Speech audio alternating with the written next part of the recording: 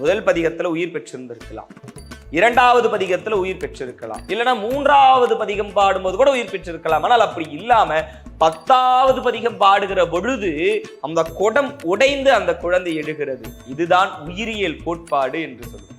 இதுதானே உயிரியல் கோட்பாடு.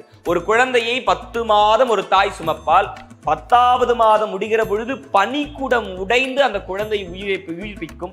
அதே போல்தான் 10 பதிகம் பாடி 10வது பதிகம் முடிகிற பொழுது அந்த குடம் உடைந்து அந்த குழந்தை எழுகிறது. அந்த 7 வயதில் இறந்து போன மாதிரி எழல, 15 வயது, அதாவது 7ல இருந்து 12 வயது ஆனா அந்த குழந்தை மங்கையாக எழுகிறார். இந்த இப்ப இருந்திருந்தா எப்படி இருந்திருப்பாலோ அந்த அளவுக்கு எழுந்து நிற்கிறார். அந்த குழந்தை மிக அழகி, பிரம்மன் படைத்த திலோத்தம்மையை விட அழகி. அதை சேக்கிழார் பெருமான் பிரம்மன் அந்த திலோத்தம்மையை பார்த்ததும் இங்க நம்ம